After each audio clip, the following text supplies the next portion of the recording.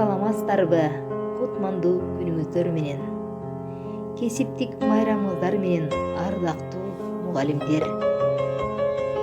Октябрь айынын алгачкы жекшембиси Кыргызстанда агартуу кызматкерлеринин күнү катары белгиленет.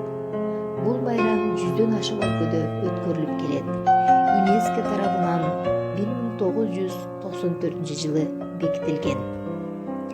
Мугалим бул оор нерселерди оңой кылуучу адам. Эгер мугалимде жумушуна да, окуушарга да сүйүүсү болсо, анда ал эң мыкты мугалим. Мугалим менен окуучунун ортосунда тосмо болбоо керек. Мугалим жана окуучу эне баладай болуу керек.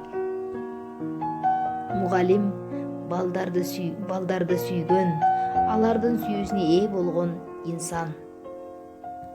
Мугалим ким? Ал орошон талант.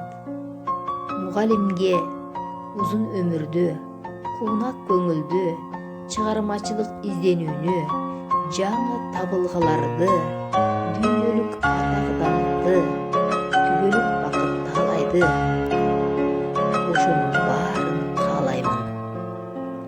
Сулуулуктун жеткен чеги ден соолук демекчи, баарыңыздар ден соолукта болуңуздар. Урматтуу мугалимдер. Мугалим окуучу ата-эне тыгыз байланышта болуу керек.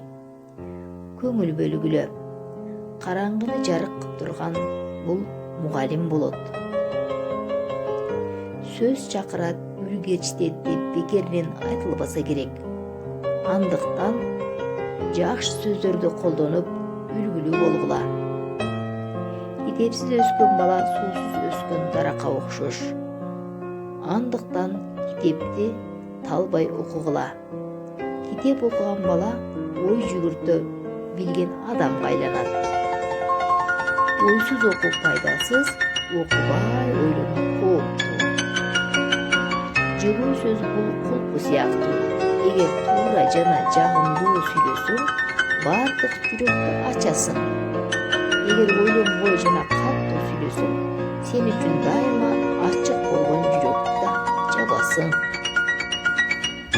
Таалим алып жер жүзү, мугалимдин колунан келечекке адымдап келет талбай жолунан. Мугалим ким?